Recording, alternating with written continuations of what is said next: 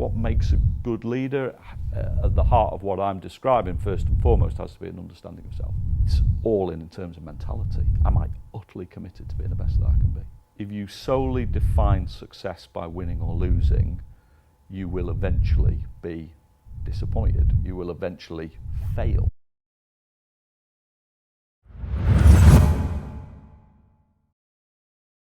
Okay, so Tom, welcome to the podcast. So my first question, Tom, is how did you get into coaching and how did lacrosse become your discipline? Let's start with that first one. The getting into coaching was through playing, so, and that's probably a route that I'm not particularly comfortable with, so I'll give a bit more information about that. But I played lacrosse at school. Was not a lacrosse playing school. Lacrosse is obviously not a big sport anywhere. It was a rugby school and happened to have a member of the maths department who was an England lacrosse player. He ran a lacrosse team. So I played lacrosse, not because I wanted to at the time, but because I didn't want to play rugby. I played a couple of games. It just didn't suit me. It wasn't my sport. Ironically, absolutely love it now.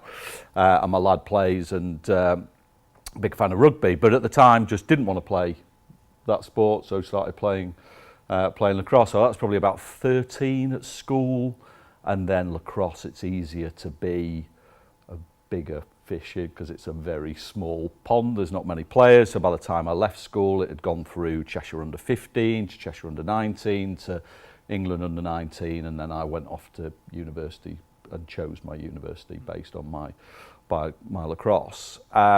And then got into the coaching following a playing career. I'd played at that point, played for England for a number of years, was captain of England at European Championships, packed that in, kind of retired in my early 30s, so I was probably got to the age of about 31, and stopped playing international lacrosse, and almost immediately afterwards the head coach of the team said, do you want to come and work with the team as an assistant, focusing specifically on defence, and that was my position. So kind of a logical fit. Now, I'm not now necessarily a big believer that a playing career has much bearing on coaching. I think a big part of coaching is credibility, is being able to get a message across effectively. And I dare say a playing career gives you some kind of credibility, something in the eyes of the players. But if you don't know what you're talking about, if you're not an effective coach, then playing career is very quickly forgotten. But that was my route, for good or for bad, and then just kind of carried on since. So I played in the World Championships in 2002, and our World Championships are every 4 years. By the time the next one came around in 2006, I was assistant coach of the men's senior team. Describe the nature of lacrosse then, so people that might be listening might not be aware of the process of it. Absolutely sure. In terms of representation globally. You mentioned university and different types of schooling systems where you're seeing lacrosse. Okay, well, starting domestically, lacrosse on the men's side, so there is a big difference between men's and girls lacrosse, I would say, in terms of demographic, structure of the game, the pyramid, if you like. But on the men's side, it is predominantly driven by clubs, and those clubs are around a number of kind of hubs. But Manchester and London are probably the two big ones. Then there are clubs in a number of other major cities as well, and it is perhaps a bit broader. Well, certainly it's a bit broader than that. But the big change in my lacrosse lifetime is that the universities have exploded. From when I went to university, everyone who played lacrosse went to Sheffield, and they went to Sheffield University, either the Poly at the time or the University of Sheffield, because they played in the National League. They had a team that was good enough at university level to play in the National League. The explosion in university lacrosse now means that the Wednesday lacrosse is just huge. There's full-time coaches, there's really robust structures in place, there's resources, time, money, and a lot of support given to universities to develop their lacrosse team. So that kind of explosion has gone on in my lifetime. So we're talking about a heck of a lot more university lacrosse players than than ever would have been around in my day. That has then, I would say, is explosion the right word? I mean, the last World Championships, you're talking not far off 50 odd countries competed in that. I think it was 48. And the journey that lacrosse is on is a really significant one for us, that we've gone from having World Championships with, 6 teams competing, and it's always won by the same teams and all that kind of stuff. USA, Canada being the big two.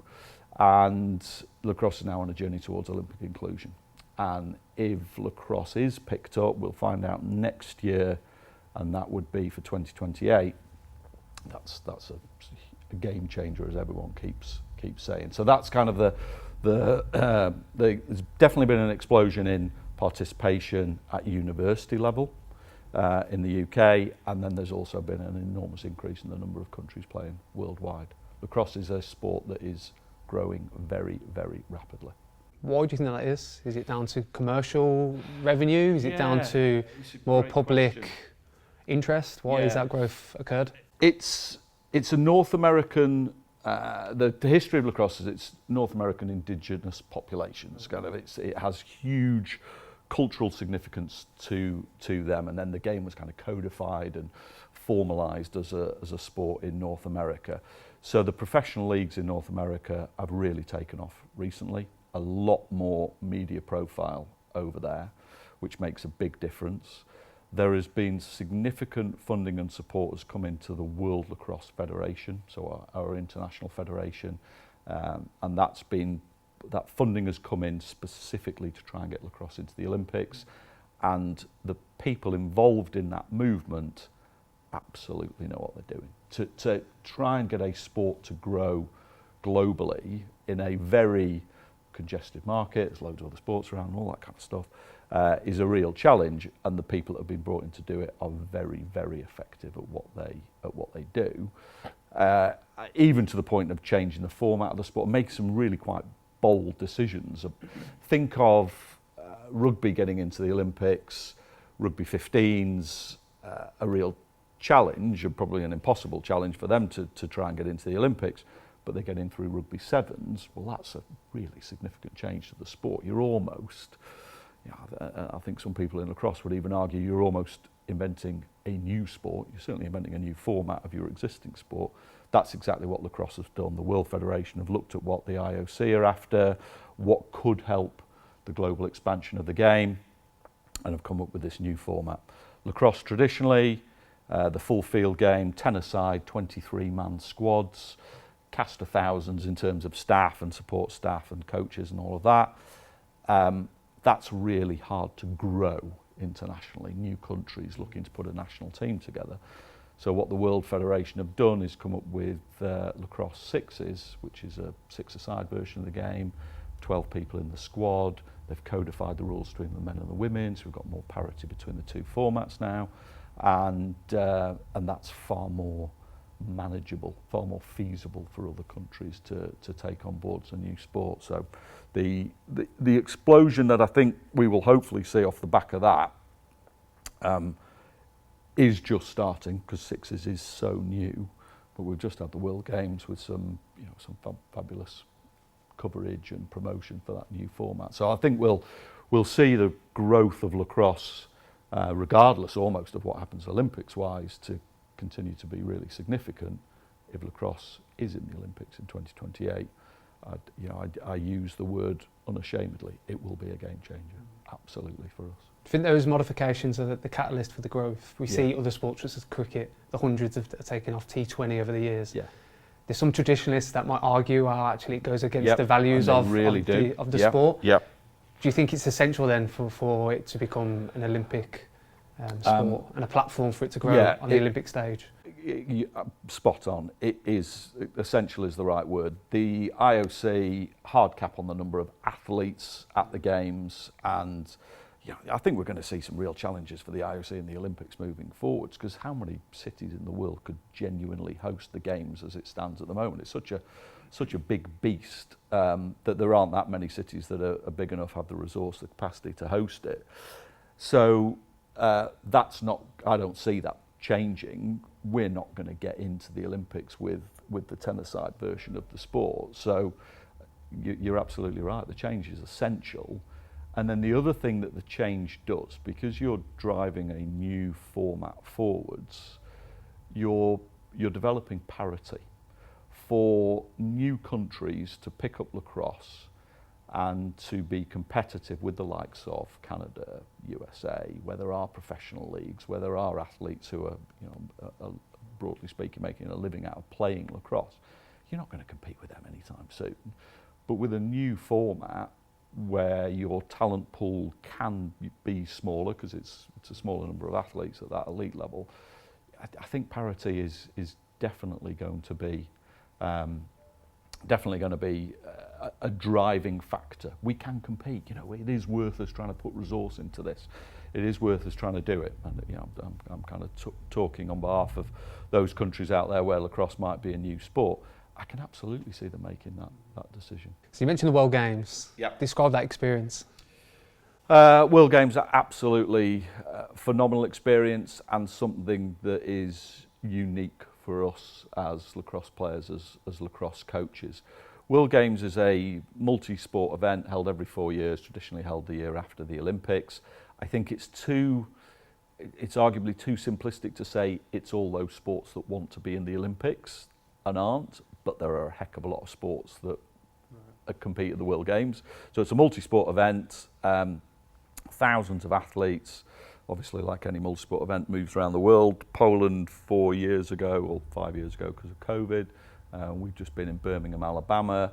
And as an experience, we're as lacrosse players used to going to lacrosse events. We have World Championships, European Championships. We go to our competition. To be part of a multi-sport event, to be knocking around with other athletes and living in the athletes' village, and to be part of that experience, absolutely just fantastic, and really gives you a taste of what it might be like if lacrosse is in the Olympics. In terms of on the field of play, we'd gone with a number of objectives in mind, and all of them we achieved, barring winning a medal, and we were beaten in sudden death by Japan. So it's tough to take. I think in some ways it's sometimes harder to lose in sudden death than it is to be beaten handily and in a game that we were just beaten by the better team. I don't think that was necessarily the case. It's just in a very, very close game they came through at the end and pipped us in sudden death, golden goal. So was the objective to get a medal? Yeah. 100%. How do you deal with that then if success is not necessarily reached in terms of getting medals and external rewards?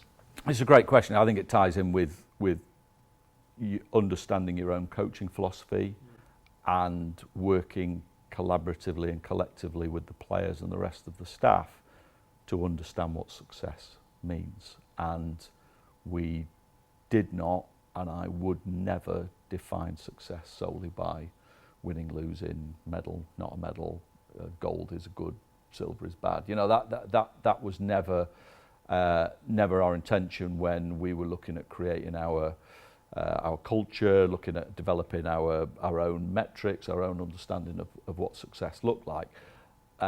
None of that is to say that it does not hurt. It's awful. It's absolutely awful. It's a trite phrase, and it is gutting. I'm gutted, but that is how it feels. You feel hollow. You feel empty. There is just nothing. There's nothing in that moment that can, replace it, make it feel better, or anything like that. So, really, really challenging for a period of time. We've been back for a few weeks now, and the one thing that time does enable you to do is to get a sense of perspective, and then you start to think about, well, what did we decide success would look like? Was it solely predicated on medals? And because it wasn't in our case, we have been able to reflect and review and evaluate. We achieved everything we wanted to achieve, apart from that's one split second where Japan got a goal in sudden death and we didn't, so they get the medal and we don't. I'd be really disappointed actually if we as a group defined success on such narrow margins. That's elite sport. It's the way it goes, unfortunately. You mentioned the emotional element. How do you deal with disappointment then? So you've gone with expectation into the World Games. Unfortunately, it was not the outcome that you wanted. How do you deal with that with yourself, and also how do you deal with that in terms of your players and staff? Preempt that issue. So that comes back to that point I touched on before. If you solely define success by winning or losing, you will eventually be disappointed. You will eventually fail. And is that really how we're going to want to measure elite sport? Certainly not my philosophy, not my beliefs. So I think you preempt the issue by looking at performance metrics and performance measures that are more process than outcome driven. For us as a new governing body, Great Britain Lacrosse or British Lacrosse, with the Great Britain team competing in major international tournaments, is a very new entity because we're on this journey hopefully towards Olympic inclusion. So for us, we can have a lot of wider goals about how we're perceived, about how we conduct ourselves, a lot around behaviours, understanding that all of those habits, all of those behaviours, that then builds your high performance environment, develops your team culture and so on and so forth. So we had a lot of measures around that, and then the sting, the raw, that word again, gutted feeling that you have in losing a game, time, perspective and a robust reflective process enables you to come back and go, look, I know that was really tough and I know that wasn't the outcome we wanted. However, we'd previously agreed that X, Y, Z were going to be were going to be our performance measures, and we achieved all of those. So you can just start to kind of redefine, reassess what success is for you as a group. And then for me personally, there's no getting away. It's just tough. It's just horrible. It's just awful. You invest so much time, emotion. There's a lot of things that fall by the wayside, friends, family, and some pretty important things in your life that have to fall by the wayside to some extent or another for a period of time. So you've given up a lot to try and achieve something. So there's no getting away from it. It's tough, but I think sense of perspective, time, distance. If I'm honest, I've just completely switched off. Since the World Games, I've been lucky enough to go away on holiday, so just haven't thought about lacrosse other than it does drift into your head every now and then, and what ifs and all the stuff that you shouldn't do. And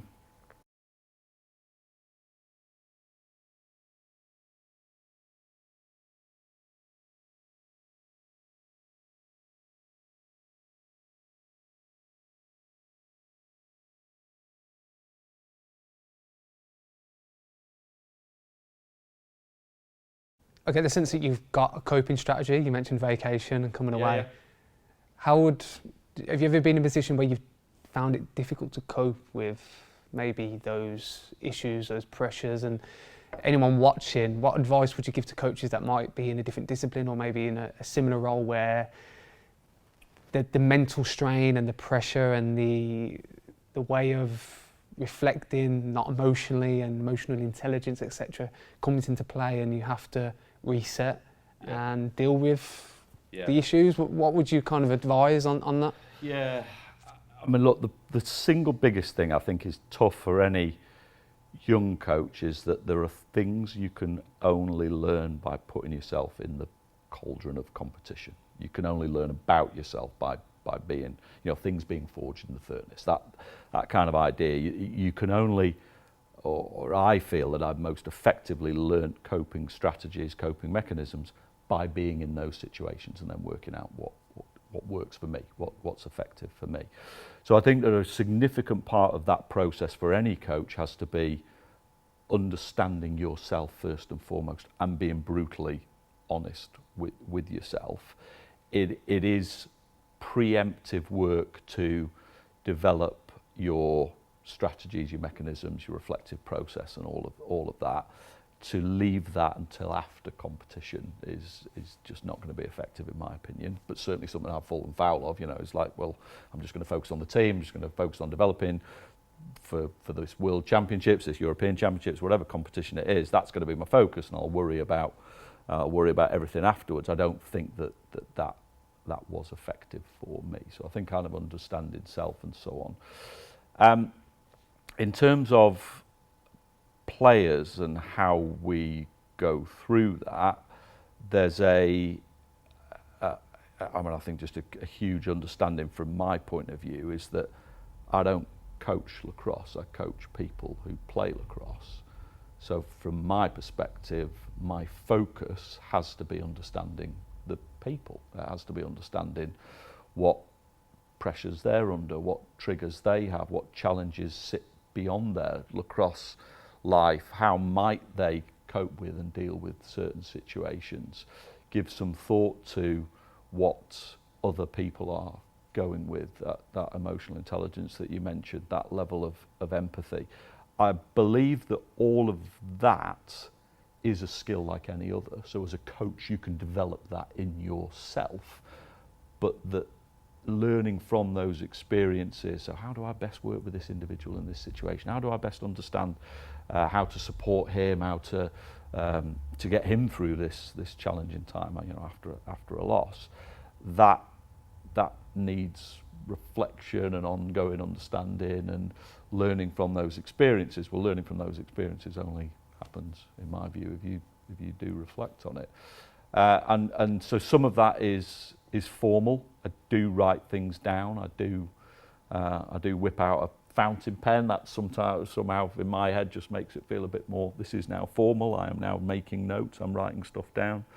But a lot of it's also kind of more intuitive and more informal as well, that you just reflect on stuff. I live an hour and a half away from where we train, and the drive to and the drive from, I try to have I'm going to open the door at home and shut the door, and now I'm at home, I'm with family, with my wife, with my kids and so on. But that hour and a half in the car is really useful. I'm obviously not writing anything down at that point, but that's a really useful time just to mull things over and work things out in my own head.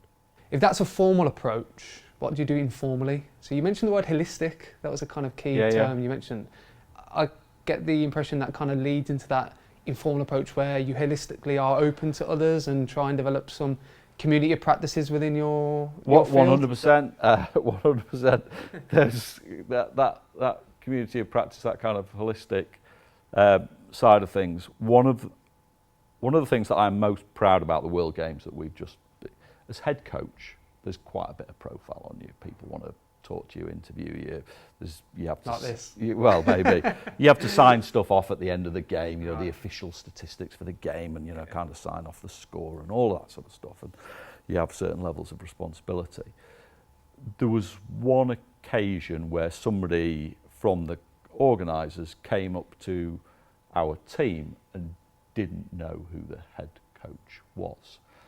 And that's something that perversely I take great pride in. There's no great hierarchy in what we do. It's a very collaborative approach. And my view is, when I'm 50 now, I've not played elite level lacrosse in any meaningful way for the best part of 20 odd years nearly now. So for me to be putting myself in the shoes of the players is quite challenging, unless I talk to them, unless I try and get things from them, unless we have those conversations. Because six is such a new format of lacrosse, I've never played it. I've only ever played tens, the more traditional version. I would feel like a fraud if I was, these are my ideas and you're going to do what I say, and look, it's just not my coaching philosophy. So the informal side of what we do is conversational, is collaborative, is discussion. It's a million miles away from the my way or the highway. It's a million miles away from I'm going to tell you what to do and you do it. It's far more about co-collaboration, about exploration, about studying things together. And then I guess the the link between, or at least in my head, how I conceptualise it, all of that informality is going on all of the time, all of those discussions, in-game, in practice, in team meetings, in loads of different environments, in one-to-one conversations with players, conversations with staff. That's happening all of the time. And then at some point, we as a group, me as an individual, need to start make sense of it, and then the more formal, okay, well, let's write some of this down, let's get this agreed, okay, this is the way we're going to play, this is the way we're going to conduct ourselves, these are the behaviours that are important to us as an individual, as a coach, as a player, this is the things that you can hold me accountable on, this is the things that I might want to hold you accountable on, but we agree and we discuss it, and it's co-collaborative, and that mixture of turning the kind of the formal into more formal, I suppose, is something that, again, we would measure as a success. Well, were we good at that? You know, did we really understand what it means to be a GB lacrosse player, what it means to be a GB coach? Did we truly understand what behaviours were going to be important to us on game day, what behaviours were going to be important to us when we're just living together in the athletes' village, going for meals? You know, what were the things that were significant to us? So some of those written down, codified, if you like. We certainly didn't have a code of conduct or anything like that, but you know, I'd like to think clearly understood by everyone, and some of it very, very informal. Yeah, just chatting and discussing. You mentioned your staff, you mentioned your players. Yep. What characteristics make a good leader from your perspective? I think they vary from person to person. Everything I know about excellence, or everything I feel that I've come to know about excellence in anything, leadership, coaching, playing, it's contextual. So the context of the moment, the environment, the situation, but your own personal context as well. So what works for me as a leader might not work for others. And indeed, when putting together a group of individuals to try and make an effective team, if you all bring the same thing to the party, I think that can lead to harmony, and it can lead to, I would imagine, lots of positivities. But I also think it can kind of just lead to one, missing out on opportunity for difference of opinion, difference of perspective, and so on.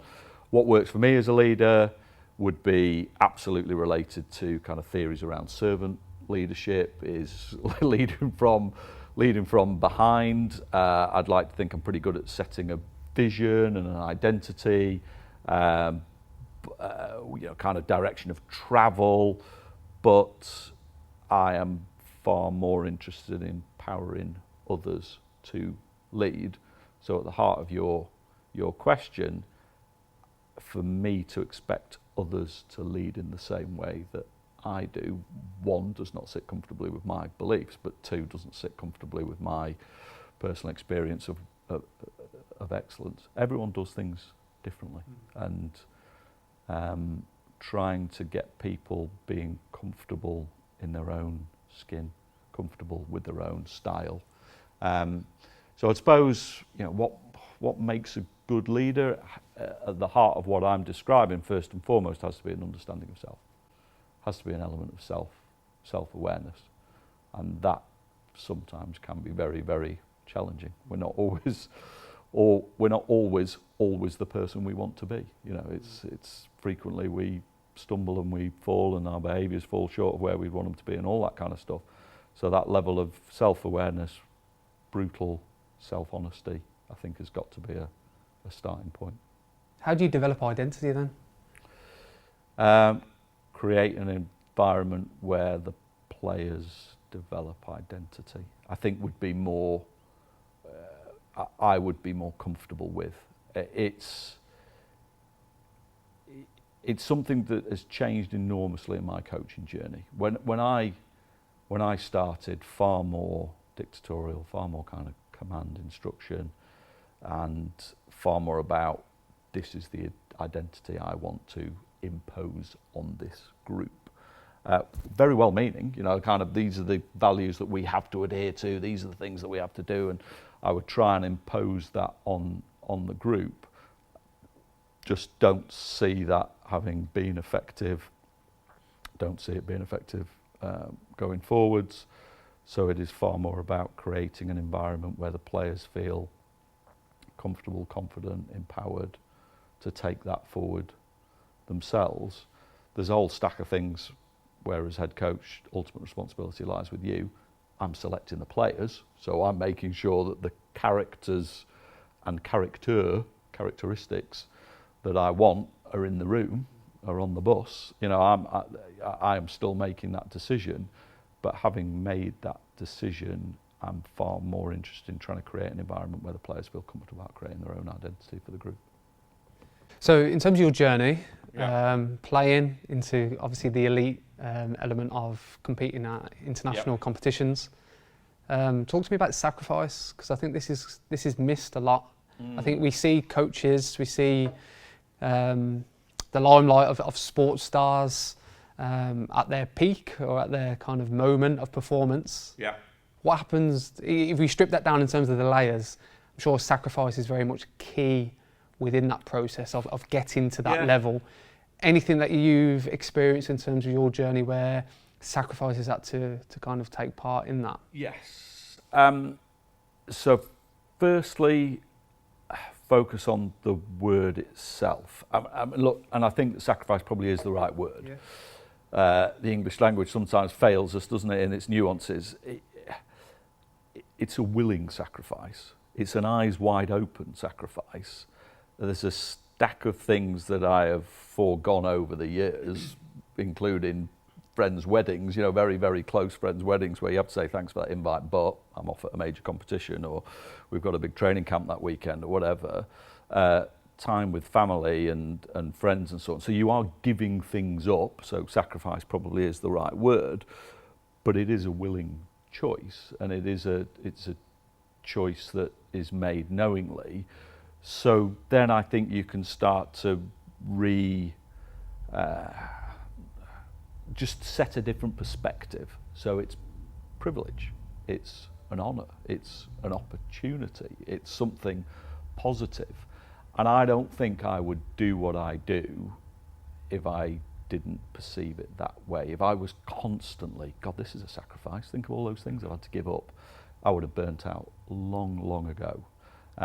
I've done, you know, a long time as a player, but then assistant coach of the England men's team for 3 World Championship cycles, head coach of England under-19s in between those times, head coach of England men's at European Championships, at World Championships. It's been continuous. There's no time in my life when I've kind of gone, you know, I'm stepping back from this. So that's a positive choice by me. Lucky enough that, you know, people kind of give me the job, give me the role, as it were. It's been a positive choice, and if it wasn't a positive choice, I wouldn't be doing it.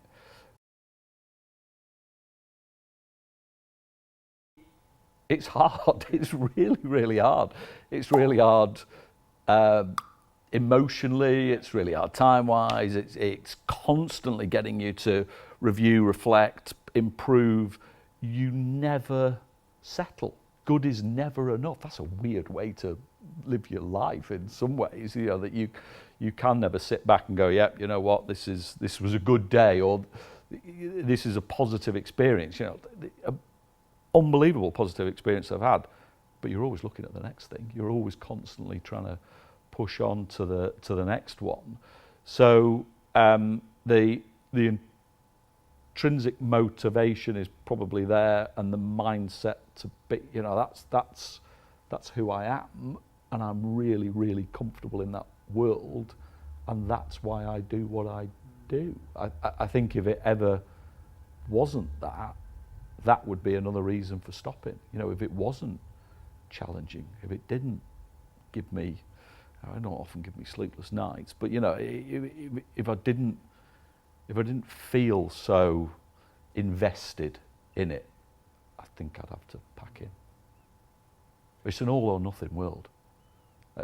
It's, you know, to dip your toe in that kind of elite sport and go, you know what, I'll give it 75%. Well, you're not an elite sport, are you? If you're doing that, you're either in or you're out. All in. We certainly talked about that as a group a lot. Olympic mentality, all in. And that's not all in, I'm going to turn up to every session. That's not all in as in, I'm going to, I don't know, you know, pay my subs or pay my. It's all in terms of mentality. Am I utterly committed to being the best that I can be? So in terms of elite players then, so what characteristics make an elite athlete? And this doesn't necessarily have to be lacrosse. Obviously your experience is in with lacrosse, but from maybe an academic point of view, what do you think those characteristics are? What I have changed, I think, considerably as a relatively young coach, early 30s, to someone who's been doing it 15, 20 odd years now, is characteristics of the person compared to the characteristics of the player. So an elite player is obviously technically and tactically at the top end of their game and unbelievable physical shape for the demands of their sport.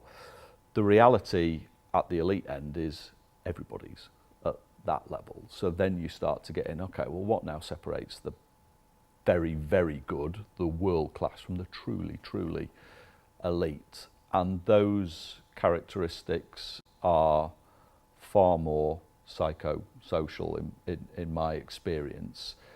The quality of decision making on the field of play. When we look at the speed of lacrosse, is unbelievably quick, and sixes is a condensed, concentrated version of lacrosse. So it's quick beyond quick. So the speed of the players is always going to be outstripped by the speed of their decision making, i.e. their physical speed, their literal, how quickly can they play, is outstripped by their decision making. So what separates the elite is the quality of their decision making in the moment. And then those psychosocial, what do they bring outside of the field of play in terms of leadership, communication, being a we talk a lot about just being a good human being. I think that there is a really, really interesting balance in truly elite players between humility and a willingness to improve and to get better, and understanding that it's a journey and not a destination in terms of personal development, and a really interesting mix between that and self-confidence, which some might see as arrogance, but is a real clear understanding of your ability in a given situation, in a given context, in a moment, and that balance between humility, personal growth, personal development, and I am shit hot, for want of a better expression. And I find that fascinating. I find that really interesting. And then in a team sport like lacrosse, I've frequently said to the players is that the best players will play well on a consistent basis. Consistency seems to be the key term there. Yeah. How does that happen? Is that something that happens within, or is it the environment? Is it self-driven? Can it be nurtured? Certainly think it can be nurtured, and can be developed. I think that what's been absolutely key for us, and certainly key for me and my beliefs around coaching, is the quality of the practice environment and the representativeness of the practice environment. Does practice look like what the players will experience? And that is because it isn't just in practice the technical and tactical skills you're developing, it is all of those other skills, and helping players understand how to perform consistency at a level of excellence has got to be a big part of that. So the quality of the practice environment, I think, is really significant. It undoubtedly is more innate in some players than others. I've worked with a lot of players who come alive in the big games. That's the world that they want to be in. This is the environment where I am comfortable. A little bit like I was describing from a coaching point of view. That's when I feel most alive, most switched on, most in the zone. If we're going to look at some of the academic thinking around it, that's when I am really laser focused, and I know that we have players about that who are like that. But I've also worked with a lot of players who the cauldron of performance is a challenge. That's difficult for them, and they retreat a bit and they shrink into their shell and all that kind of stuff. So yeah, you can definitely nurture you can nurture that, but you've got to be able to create a practice environment that helps them nurture, develop, grow in a supportive, non-judgmental, yet really challenging way. That's, it's not easy to do, but no, I absolutely feel it can be developed for sure. Just on the competitive nature of obviously your profession, obviously being in an international environment where you get the best of the best. Yep. How do you deal with difficult athletes, difficult situations? And what I mean by that is, how do you deal with maybe behaviours, but also how do you deal with maybe dealing with bad news towards players if they're not getting picked or selected for the squad? Or how do you deal with that in terms of the behavioural sense of elite performance, if that makes sense? Yeah, it completely makes sense. With the players, the more you know them as people, the more you know them as individuals, the more honest conversations you can have with them. So that comes back to my comments before. You've got to understand them and build those relationships first and foremost. Then when the bad news, and selection is definitely one of them, everyone wants to play every game, and we had a training squad that was whittled down from 20 plus down to 18, then ultimately we only could take 12 to the World Games. You just select what you feel is your best team. You've got to tell some players that they're not going. Just total honesty and transparency. If any of those conversations come as a surprise to the players in the moment, I think that I have failed as a coach. If I have not clearly laid out to them what the level of expectation is, where they sit within, if we're going to call it a pecking order, training environments are really, really weird because the players all want to get better and they all want to improve, and you want to create a really supportive, mutually supportive environment. But ultimately, they are all looking over their shoulders as well. Well, he's slightly better than me at doing that, and he might get picked ahead of me, and all that sort of stuff. So, look, I get it from a player's point of view.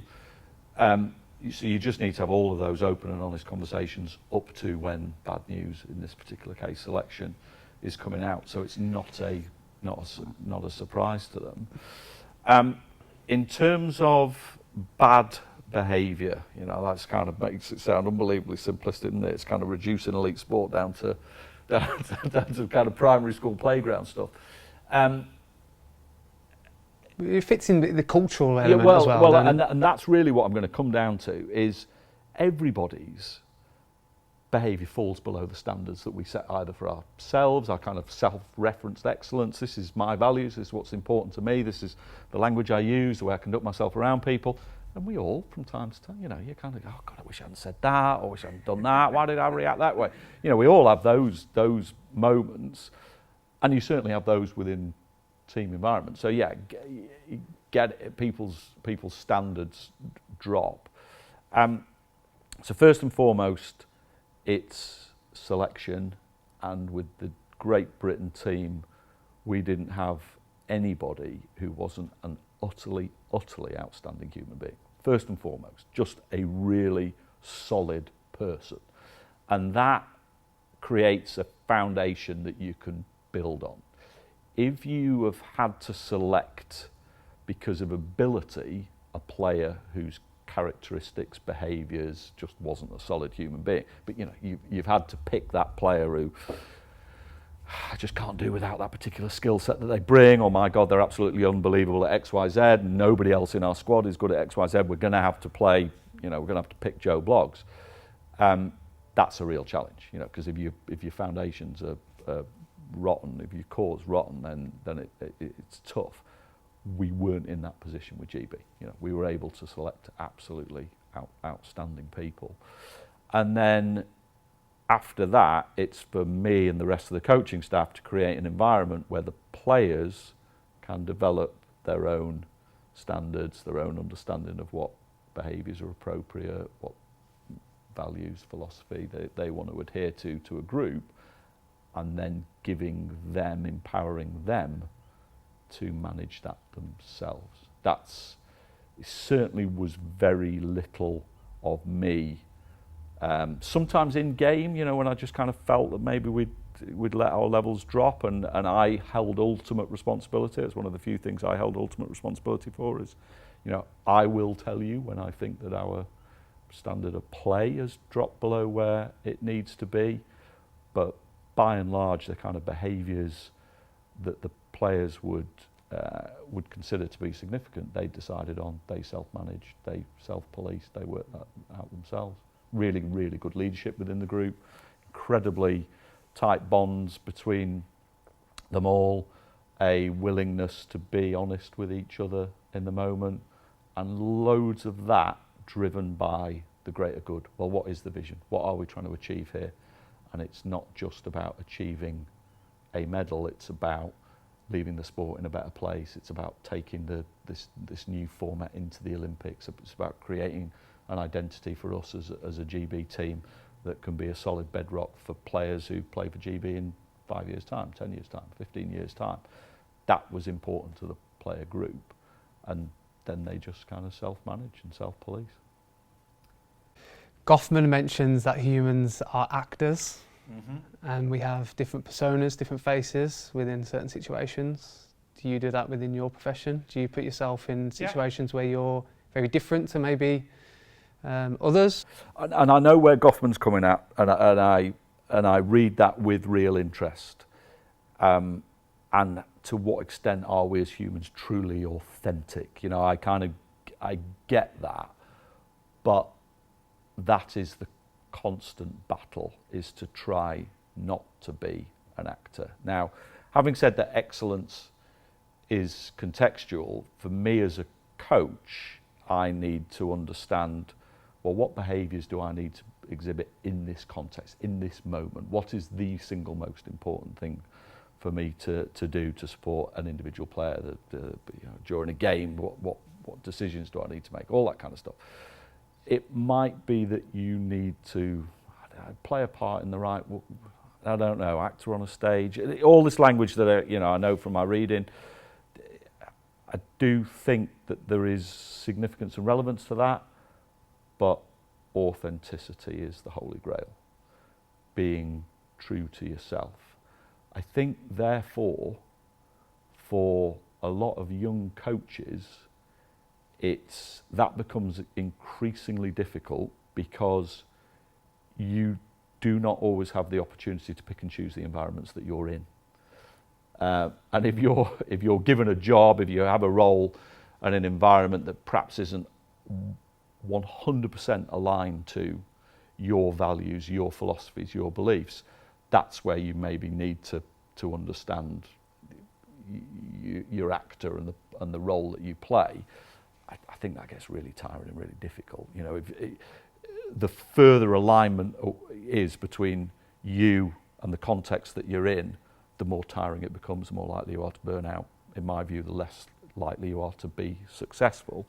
I think one of the reasons why the current experience I've had with Great Britain in the build-up to and including the World Games was such a positive one is alignment was absolute, and the alignment between everybody was absolute. And you know, maybe absolute is the wrong language.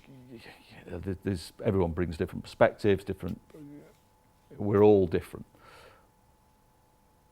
It was the closest to utter authenticity, that everybody felt comfortable with each other, that everybody felt like they could be who they were. I am in the right place for me at this moment in time. I don't underestimate how lucky that is from my perspective. You know, what an honour and an opportunity that is, because I haven't always been in that position, and I know that a lot of coaches find themselves, I've got to be someone or something to suit this situation. That someone or something isn't necessarily wholly me. Where I was with GB, wholly me, totally authentic all the way through. So final question, Tom. If you could go back to your younger self in terms of maybe your earlier years coaching or beginning coaching, what advice would you give? Right. Well, it's a really good question. I do a lot of reading around stoicism and kind of wider philosophical stances as opposed to just my coaching philosophy. And that idea of the obstacle is the way, the journey is the learning opportunity.